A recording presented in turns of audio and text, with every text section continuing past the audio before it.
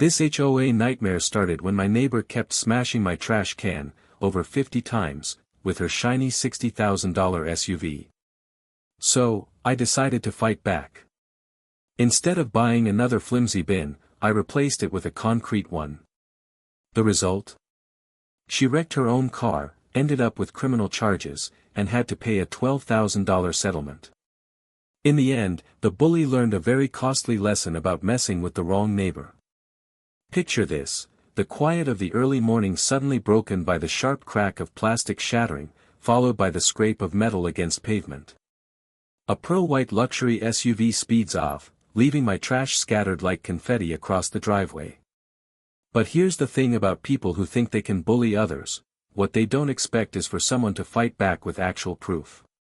By the time this saga was over, this self-declared rule enforcer had destroyed her own vehicle, exposed a hidden $47,000 financial scam, and discovered that not everyone is scared of fake authority.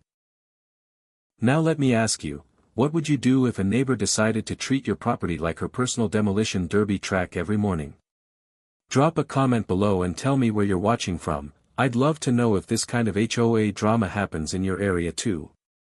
But before I explain how it all unfolded, let me rewind a little. My name's Daniel Harris. I'm 44 years old, and I've worked as an electrician for over 2 decades. I'm recently divorced and fighting for joint custody of my 2 kids, Lily, 16, and Noah, 14. We live in Maplewood Meadows, one of those cookie-cutter HOA communities in suburban Ohio. Lawns have to be trimmed to exactly 2.5 inches, and you're only allowed 3 mailbox colors to choose from. I bought a corner lot here 3 years ago, right after my divorce, thinking it would be a fresh start. The kids got their own rooms, schools nearby were good, and the neighborhood seemed safe. What I didn't plan on was dealing with Evelyn Carter, a 51-year-old widow who decided she was the self-appointed compliance officer of our neighborhood, a role that doesn't even exist in the HOA bylaws. Evelyn drives a pearl-white Escalade, the kind that's bigger than some apartments. She moved in about the same time I did, after her husband passed away. No kids, retired from managing a local bank, and with way too much time on her hands. She's close friends with our HOA president, Robert Thorne, which basically made her untouchable. Now, my corner lot is important here. Trash pickup day means I have to place my bin near the street every Tuesday morning. City rules say it must be within 3 feet of the curb, right in the path where Evelyn takes her daily walk at 6:15 a.m. sharp. The first time it happened was in September, just as the school year started. I was making coffee and helping the kids get ready when I suddenly heard a loud crack, like a gunshot. I ran outside to find my trash can completely destroyed, garbage thrown everywhere across the driveway. And there was Evelyn, backing up her Escalade, rolling down the window with a fake look of concern. "Oh dear," she said, her voice dripping with insincerity. "These streets are so narrow. I hope you weren't too attached to that old bin." Old bin? I'd bought it a week earlier for $25 at Home Depot. Still, I brushed it off as an accident, spent 20 minutes picking up soggy cereal boxes and trash while my kids watched from the window, embarrassed to see their dad cleaning up in pajamas. But that was just the start. That first week, it happened 3 more times, always at exactly 6:15 a.m., always the same crunch of plastic followed by silence as she drove away. By Friday, I was convinced it wasn't an accident anymore. And by the next Tuesday, I had proof. My elderly neighbor across the street, Mrs. Lopez, told me she saw Evelyn purposely veer closer to my can every morning, even though there was plenty of room on the other side of the street. I tried reasoning with Evelyn, catching her during one of her afternoon patrol walks.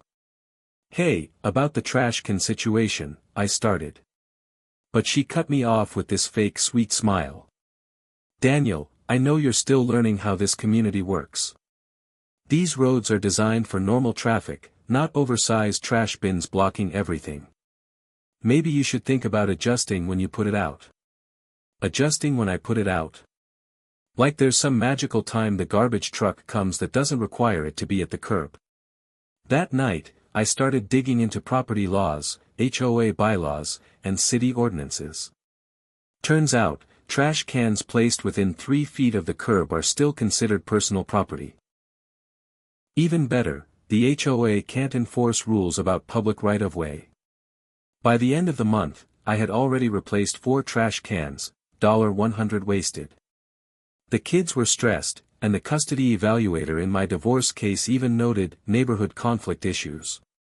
Things needed to change. That's when Evelyn started smiling at me during her morning demolition runs. This smug little grin that told me she knew exactly what she was doing. And then, 2 weeks into October, she escalated things. I came home one evening to a certified letter. Thick paper, official tone. It accused me of creating a traffic hazard with improper trash bin placement and threatened $50 fines per day if I didn't comply. But my years as an electrician paid off. I know how to dig into codes when things don't add up. After hours of cross-referencing city and county regulations, I hit the jackpot. City law requires trash bins within 3 feet of the curb, and HOA jurisdiction ends at the property line. In other words, they had no power to fine me for this. I wasn't about to roll over. I set up my Ring camera to catch her in the act, ordered a property survey to prove I was following the rules, and even got Mrs. Lopez to sign a written statement, though she admitted nervously, "I don't want trouble, but this isn't right." Meanwhile, Evelyn was busy turning the neighborhood app into her personal courtroom, posting non-stop about reckless homeowners endangering children. A handful of people backed her up, but most neighbors thought she had lost her mind. And just when I thought it couldn't get any worse, things took a twist. Tuesday morning, I got a call from my buddy David, who works at City Hall. He told me the city had received 4 complaints about my so-called dangerous corner. Each one claimed to be from a different witness, but the wording was nearly identical. And all of them had been filed within 15 minutes, at 2:47 a.m. David laughed. Either your neighborhood's full of insomniacs with the exact same writing style, or someone's working overtime to build a case against you. By Thursday's HOA board meeting, I had a binder so thick it could double as a doorstop. The community center smelled like cheap carpet cleaner and years of dull meetings. For once, 12 homeowners showed up, a record crowd. The HOA president, Robert Thorne, kept tugging at his tie like it was strangling him. Evelyn sat at the board table in a stiff navy blazer, trying to look powerful. But when she picked up her water glass, I noticed her hands shaking. She knew something was about to hit her. When the agenda moved to old business, I stood up. I'd like to address the violation notice regarding trash can placement. The fluorescent lights hummed above as the room went silent. I read the city code word for word, displayed the results of my property survey, and explained how everything matched city rules perfectly. And then I dropped the big one. Mentioning that I had already spoken with attorney Michelle Grant, who specializes in property rights and HOA disputes. She found the selective enforcement very interesting, I added, watching Evelyn's face drain of color. Robert cleared his throat. Well, this needs further review. We'll table the matter for now.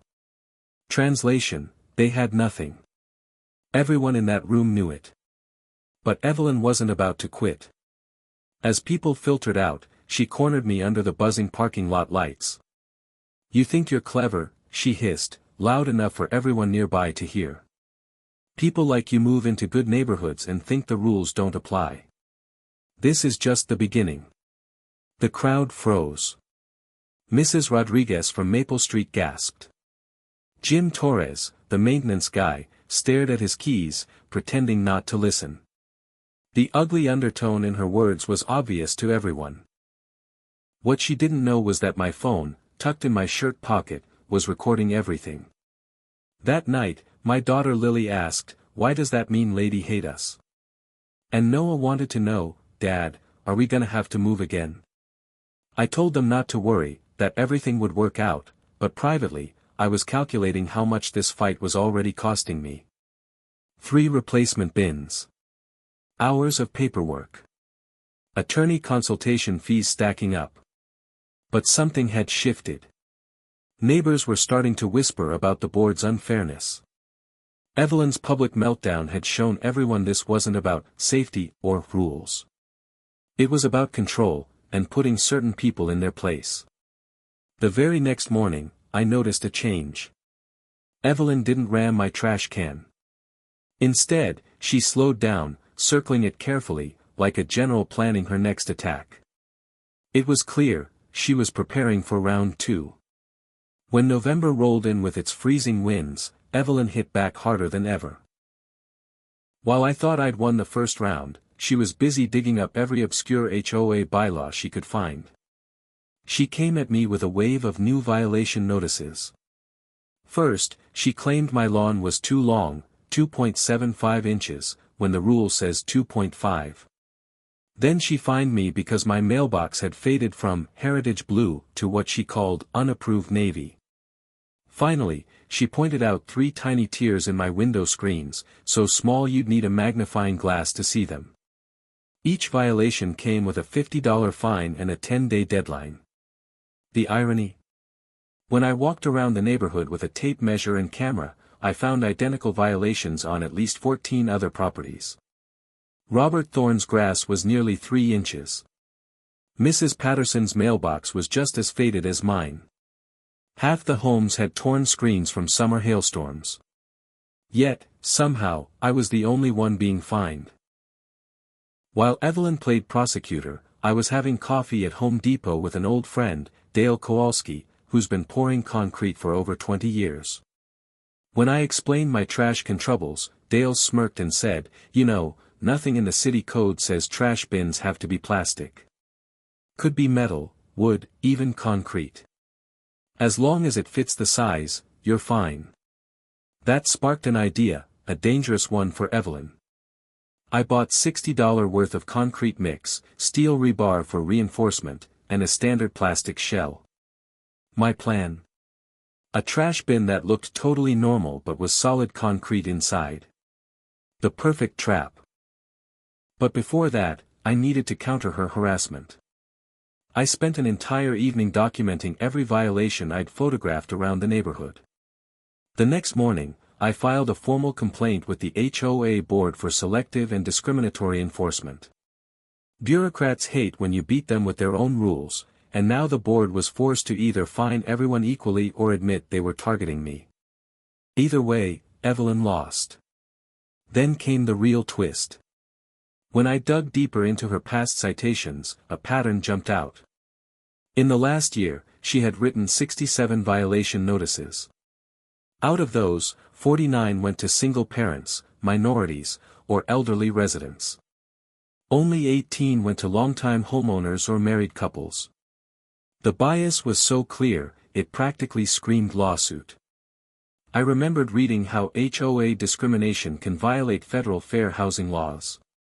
The thought of Evelyn having to explain her patterns to a civil rights attorney made me smile for the first time in weeks. By Friday, I was ready. Emma and Noah helped me in the garage, mixing cement while rock music played on an old dusty radio. The sharp smell of drying concrete reminded me of helping my dad pour the basement floor when I was a kid.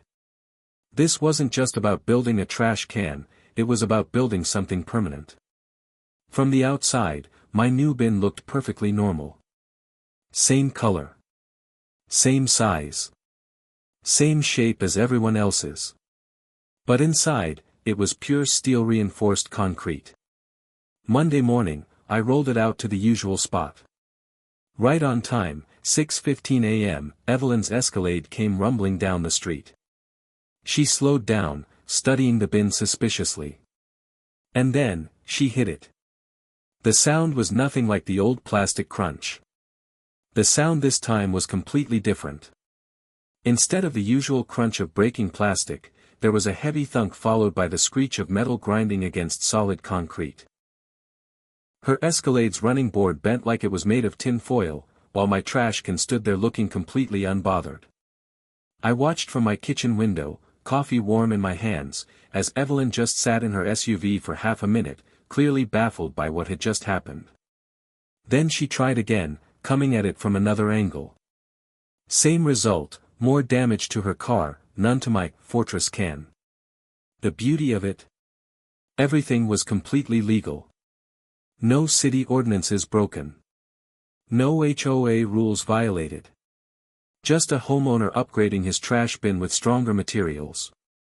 If she wanted to keep slamming into it, that was her decision, and her insurance claim. Over the next week, Evelyn grew more reckless. Every hit added new scratches and dents to her pearl-white Escalade, while my concrete bin didn't even flinch. By Friday, she'd racked up nearly $800 worth of damage to her car. My can. It only had a few harmless scuffs that almost made it look more realistic. The neighborhood noticed. For once, Evelyn wasn't controlling the story, she was the story. By mid-November, she had gone from neighborhood enforcer to full-blown detective. I swear, the woman was obsessed with my trash can. I'd see her SUV, now covered in dents and scrapes, creeping past my house at strange hours like some suburban spy. Then came the first real sign of her investigation. Mrs. Lopez called me one Tuesday morning, her voice low, like she didn't want to be overheard. "Daniel, I saw that woman in your driveway last night, with a flashlight. She had a scale with her. She was trying to weigh your trash can." The image cracked me up. Evelyn, probably still in her navy blazer and practical shoes, sneaking around at midnight with a bathroom scale, trying to uncover the mystery of the indestructible bin. But she didn't stop there. Later that week, Jim Torres, the maintenance guy, told me she'd cornered him at the hardware store, grilling him about concrete purchases and which neighbors had been buying suspicious supplies. She even started stalking my Facebook page, searching my posts for hints about weekend projects. Then she tried to drag the city into it. On Thursday, a weary-looking building inspector named Pete knocked on my door.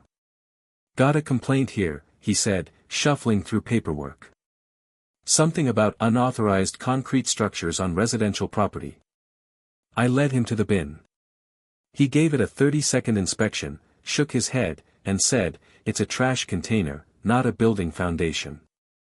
No permits required. No violations." Honestly, I've seen people build backyard sheds with less attention than this thing's getting. But Evelyn didn't stop. The following week, I received another letter, this time from the HOA, demanding immediate access to inspect my property for safety violations. It was obviously her doing, rubber-stamped by Robert Thorne. Luckily, my research had prepared me. I'd studied enough about property rights to know they couldn't just march onto my land without cause. In fact, there was a case, Narrett vs. Lakeside Village, where the court ruled HOAs can't go on private property for fishing expeditions without a genuine emergency or court order. So my response was polite but firm: no access without a warrant or real emergency. If they wanted to look at my trash can, they could do it from the sidewalk like everyone else. The thought of her frustration was almost as sweet as the smell of curing concrete. Meanwhile, her Escalade was turning into a rolling billboard for why you shouldn't pick fights with steel-reinforced trash cans. Every morning she hit it, and every morning the car looked worse: bent running board, cracked bumper, even a rattling headlight. People in the neighborhood started talking. At my Saturday coffee run, I overheard at least 3 different conversations about that crazy lady who keeps hitting the same trash can. Mrs. Rodriguez had started timing Evelyn's routine. The teenagers on Elm Street even made a betting pool on whether she'd hit it again. My daughter Lily found it hilarious but also embarrassing. "Dad, kids at school are asking if we're the family with the concrete can lady," she groaned over dinner. I don't know whether to hide or brag about having the coolest revenge story in the district. Noah, being more practical, asked, "Could we charge admission? Like $5 per person? We'd make enough for college just from neighbors wanting front row seats." The real turning point came when Patricia Lopez, the only sensible board member, pulled me aside after a community event. Whispering near the coffee station, she said, "Daniel, you need to know something. Evelyn's been meeting privately with Robert, pushing for more authority. She wants the board to approve property inspections, material restrictions, even background checks on contractors. But Patricia saved the biggest revelation for last. She's also been pushing for the board to approve maintenance contracts with a company I've never heard of. Every time we review the budget, she's got a proposal ready. It's like she's been preparing this for months. That night, I started digging. If Evelyn was this obsessed with contractor rules, maybe this wasn't just about power, it could be about money. Public records can tell you a lot if you know where to look. And what I found made my stomach drop. Evelyn Carter wasn't just a nosy control freak. She was running a scam. And my concrete trash can had accidentally put her little empire in danger. Instead of helping Lily with her history homework or Noah with algebra like I usually did on Sunday nights, I spent hours buried in the city's contract database. A quick search for recent business registrations with the Carter name brought up something big: Carter Construction LLC, created just 6 months earlier. Evelyn Carter listed as 40% owner. Her brother Richard as president. The timeline chilled me. Business formed in May. First HOA contract bid in July. Her harassment campaign against me started in early September. The dots connected too perfectly. And the deeper I dug, the uglier it got. In just 4 months, Carter Construction had already landed 7 HOA maintenance contracts, everything from landscaping jobs to sidewalk repairs. The Pinewood Gardens Transparency Facebook group gained 67 members in just 4 days, with neighbors pouring in their own stories of selective enforcement, intimidation, and petty fines. What began as a handful of voices turned into a flood of frustration that Brenda could no longer control. Brenda entered in her usual power outfit, a sharp navy blazer, pearls, and that permanent expression of smug authority, but this time her confidence seemed rehearsed, almost brittle.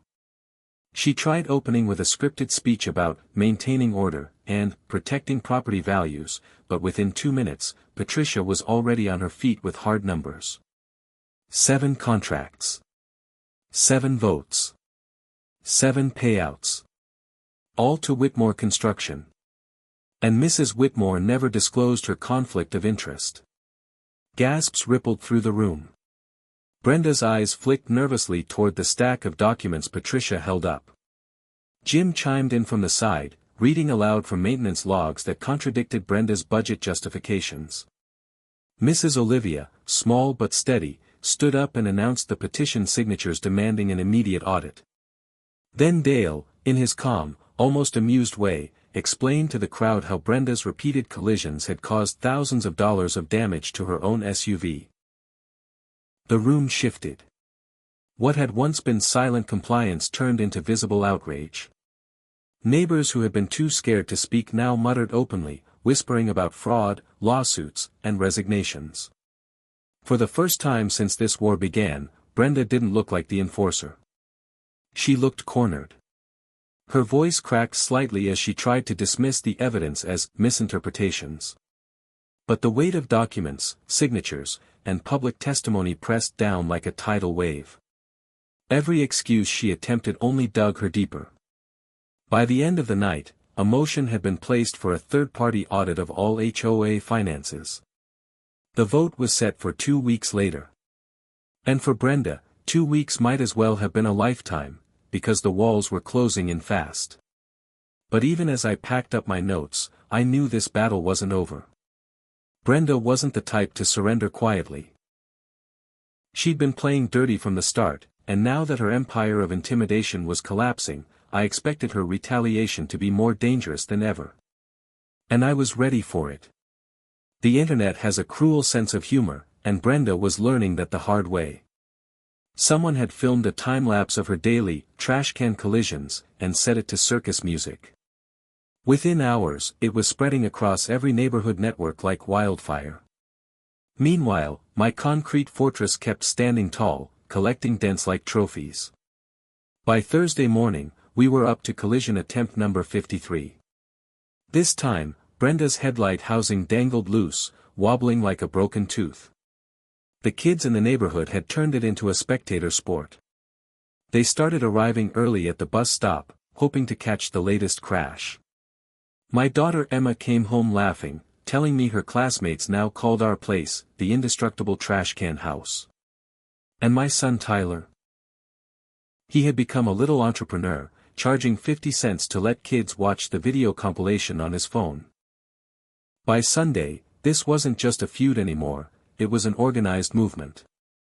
Board meeting, scheduled for Tuesday night. Media interviews, lined up for Wednesday morning. Criminal complaints, prepped for Thursday filing. 118 residents, committed to showing up, with 17 ready to speak out publicly. The coalition was ready. The evidence was airtight. And Brenda?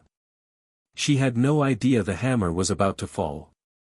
But desperation has a smell, like burnt coffee mixed with panic sweat. And by Saturday night, Brenda was radiating it.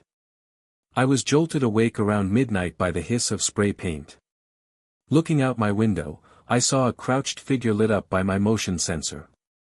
By the time I stumbled outside, they were gone, leaving behind a sloppy orange message across my concrete can: move.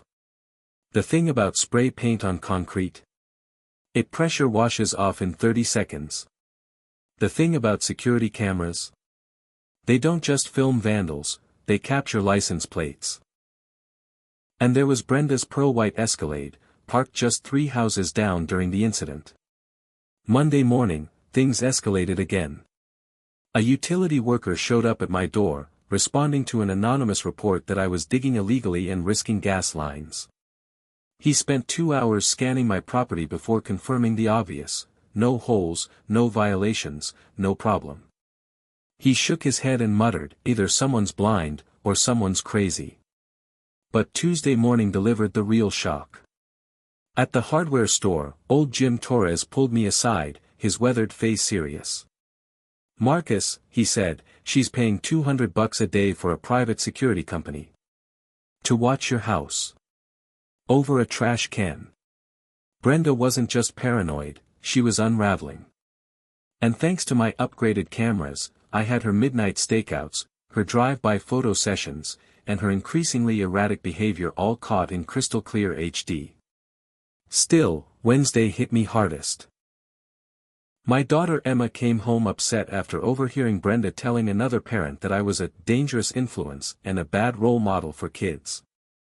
The undertones weren't subtle, and with my custody situation, the implications were terrifying. That's when I decided to fight fire with fire. I hired Beth Morrison, a retired detective who specialized in harassment cases. For $200 a day, she'd document everything, testify if needed, and call Brenda's escalation exactly what it was: stalking. By the weekend, Brenda was spiraling out of control. Acid poured onto my trash can, just a stain, no damage. Dozens of fake city complaints, all dismissed. Negative reviews flooding my business page, I flagged them as fast as they appeared. But the moment that crossed the line came Friday evening. Tyler was fixing his bike in the driveway when he spotted something under my truck, a black device, blinking lights, magnetic mount. "Dad," he called, voice tight, "what's this thing stuck under your truck?" "A GPS tracker. Professional grade. Illegal as hell." I photographed it, removed it carefully, and drove straight to the police station. Officer Derek Martinez listened, weary but concerned. "Mr. Holloway," he said, "this isn't a neighborhood dispute anymore. This is stalking, harassment, and unauthorized surveillance. You've got a criminal case." And as if that wasn't enough, Brenda's greed finally caught up with her. She'd filed a $3,200 insurance claim, pretending her Escalade was damaged on a city road instead of my property. Problem is, I had 53 separate videos proving otherwise. When the State Farm investigator saw the compilation, his response was immediate. "Ma'am, this isn't road hazard damage. This is deliberate destruction of property, with your own vehicle. Claim denied. Fraud unit notified." By then, the community had reached a boiling point. Our Facebook group had 90+ members, each with their own Brenda story. Harassment over rose bushes, sidewalk chalk, you name it. Even Gerald Thornfield, her longtime ally, was quietly backing away. Saturday morning, Brenda hit her 57th collision attempt, and this time, her bumper ripped clean off. Watching her crawl around my driveway in business clothes, scooping up plastic shards while neighbors peeked from their windows, it would have been funny if it wasn't so pathetic. By Sunday, our evidence file was complete. Witness statements notarized. Financial fraud exposed. Criminal behavior documented. The Tuesday board meeting wasn't going to be a debate. It was going to be an execution. But Brenda wasn't done yet. Monday morning, just 12 hours before our showdown, I got a call. Gerald Thornfield had scheduled an emergency closed-door board session. From the sound of his gravel-rough voice, you could tell the board was in panic mode. Inside that little office, 3 board members sat huddled with a high-priced HOA attorney. Through the blinds, I could see Brenda flailing papers like surrender flags. A text buzzed in from Patricia Lopez, who was inside the room. "Brenda's accusing you of making terrorist threats. She's demanding emergency powers to seize your property. The lawyer looks like he'd rather be defending serial killers." The stage was set. Brenda had played her final, desperate card. And tomorrow night, the entire neighborhood would see it collapse in her hands. The cover-up attempt was almost laughable, like one of Brenda's failed parking jobs. Someone had clumsily backdated disclosure forms to hide the Whitmore construction contracts, but the digital timestamps on the HOA's own email server told a very different story. You can't manufacture ethics after the fact, not when the original contract votes were permanently recorded in the public minutes. Meanwhile, the insurance investigation was accelerating faster than Brenda's Escalade ramming into my concrete fortress. State investigator Maria Santos had subpoenaed the HOA's financials, board communications, and every insurance claim Brenda had touched. The paper trail wasn't just sloppy, it was a slow-motion train wreck. Then, Tuesday afternoon, came the shocker. Richard Whitmore, Brenda's husband, called me directly. His voice trembled with defeat. "Marcus, this has to stop. She's spent over $8,000 on lawyers, surveillance, car repairs. Our insurance was cancelled. Our contracts are collapsing. I need to know, what would it take to make this go away?" For a moment, I almost pitied him. Almost. "Richard," I said evenly, "your wife stalked my family, vandalized my property, committed insurance fraud, and stole from 127 homeowners. This isn't going away with a checkbook apology." 2 hours before the board meeting, Brenda tried one last desperate move, an emergency restraining order. She filed fake voicemails, doctored photos, and even witness statements from people who didn't exist. But Judge Patricia Williams wasn't fooled for a second. "Miss Whitmore," she said coldly, "these recordings are edited. These photos are staged. These witnesses? Fictional. Filing false evidence is contempt of court. Consider this your only warning." Brenda's legal troubles, however, were just multiplying. The state insurance commissioner now had Maria Santos building a criminal fraud case. The district attorney's office was reviewing stalking and harassment charges. And the IRS had begun digging into unreported income from those mystery HOA contracts. By 6 p.m., the showdown was unavoidable. The Pinewood Gardens Community Center looked like Black Friday at Best Buy. Cars lined the street for blocks. Neighbors carried lawn chairs, protest signs, and cell phone cameras. Channel 7 rolled up at 5:30, Channel 12 10 minutes later, and Metro Weekly right behind them. Inside, the air was thick with sweat, cheap coffee, and nervous anticipation. The room was built for 40. Instead, 118 residents packed in shoulder to shoulder, with another 30 lining the walls and spilling into the hallway. Brenda entered late, dressed in funeral black, flanked by her lawyer Harold Masterson. Her hands trembled as she sat, eyes darting toward the exit like a trapped animal searching for escape routes. Board President Gerald Thornfield fidgeted with his tie as though it were a noose tightening around his neck. The intimidation attempt backfired immediately. Masterson began with a dry lecture about frivolous complaints, but Mrs. Olivia stood tall with her stack of notarized witness statements. "Excuse me," she said in her careful but cutting English, "but which one of us has been committing insurance fraud and embezzling money?"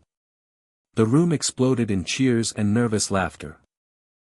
17 neighbors took the floor during public comments, each armed with documentation, videos of Brenda's collisions, forged documents, bank statements, even criminal complaint receipts. 3 bankers' boxes filled with evidence sat stacked like dynamite at the front of the room. And then, at 6:45, the bombshell. The doors opened, and Officer Derek Martinez stepped inside with a folder under his arm. "Sorry to interrupt," he announced, his voice echoing through the silence. "But I have a warrant to serve in connection with insurance fraud and stalking charges." The color drained from Brenda's face faster than antifreeze leaking from her Escalade. Harold leaned in, whispering frantic legal advice. Gerald looked like he might pass out. Game over. Checkmate.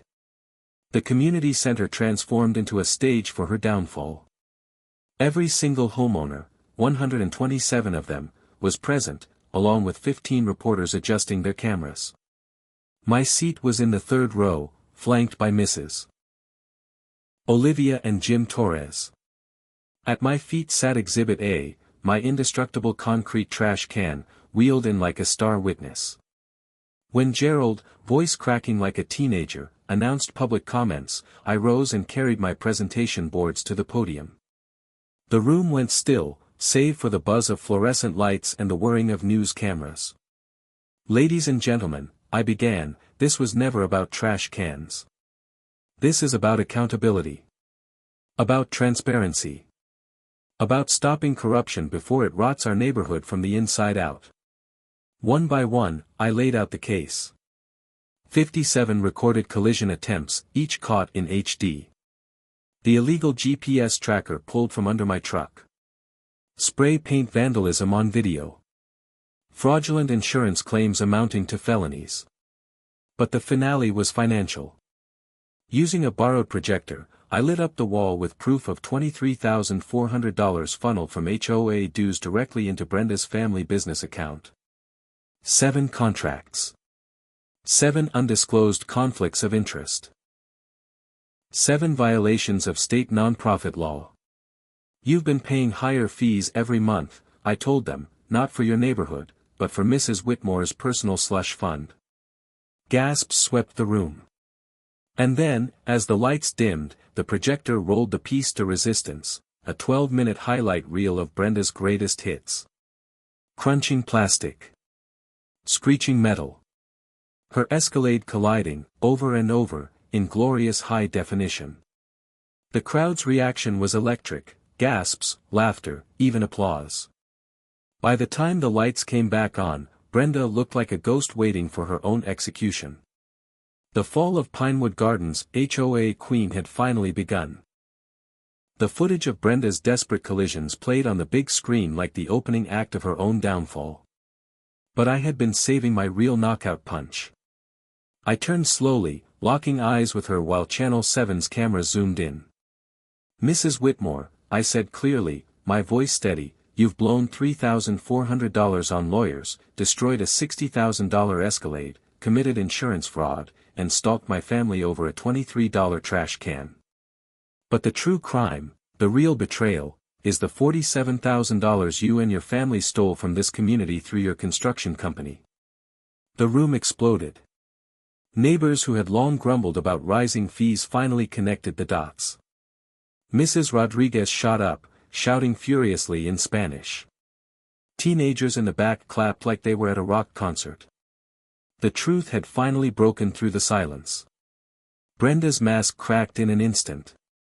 She jumped up like a spring-loaded jack-in-the-box, her voice shrieking, "This is harassment." The pitch was so sharp, I'm sure half the neighborhood dogs were howling. Then came the ugliest moment of all. She jabbed her finger at the crowd, spitting out racially charged accusations that sucked the air from the room. Channel 7's cameras caught every syllable of her meltdown, the rage, the venom, the hypocrisy. Mascara streamed down her cheeks as she thrashed, trying to rip apart my evidence boards. Neighbors restrained her gently as Officer Martinez calmly scribbled notes for his report. "I built this community," she screamed, her voice breaking. "I protected property values. I sacrificed everything for you ungrateful people. But nobody was buying it anymore." Patricia Lopez stood tall, cutting through the chaos with a voice full of authority. "I move for the immediate suspension of Brenda Whitmore from this board, pending criminal investigation and a full financial audit." The vote was unanimous. 4-0. Brenda sat, handcuffed to a chair, mascara-streaked and defeated. Justice had arrived, cold, hard, and televised. Brenda's empire collapsed like dominoes. Within 48 hours, she resigned by text message, claiming hostile work environment. By Thursday, the district attorney filed insurance fraud charges, 6 months in jail and $5,000 in fines hanging over her head. By Friday, her insurance license was gone. Whitmore Construction lost its contractor certification. The emergency audit exposed the $47,000 theft. Every homeowner received a $170 refund check before Christmas, the sweetest holiday surprise Pinewood Gardens had ever seen. Even Richard Whitmore called me one final time, his voice hollow with defeat. "The settlement check is in the mail," he said quietly. $12,500, as agreed. Brenda's moving to Florida. For a moment, I almost pitied him. Almost. The HOA transformed overnight. Patricia Lopez won the special election as board president, bringing transparency, monthly financial reports, and open bidding for contracts. Our first community project, a brand new playground, was funded entirely by the recovered embezzled money. My kids, Emma and Tyler, helped design the slides and swings, their laughter echoing through a park that once symbolized corruption but now stood for hope.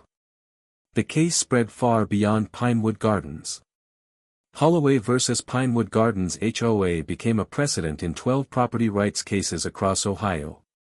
The state passed the HOA Accountability Act, hailed as the gold standard for financial oversight. Channel 7's coverage even won a regional Emmy. And yes, the viral video of Brenda's Escalade vs. My trash can has now racked up over 200,000 YouTube views, inspiring resistance movements across the Midwest. That $23 trash can became a legend. It now sits proudly in the community center lobby, a bronze plaque beneath it reading, "Property Rights Protected, 2023. We even started an annual festival, Concrete Can Days. Last year, 800 people came for barbecue, bounce houses, and homeowner rights workshops. What began as harassment turned into celebration.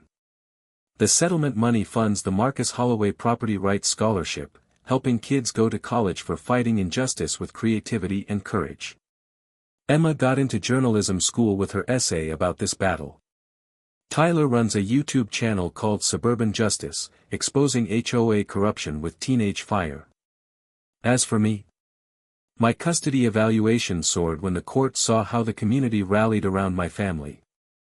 My electrical business flourished, neighbors admiring the same strategic thinking that had taken down Brenda.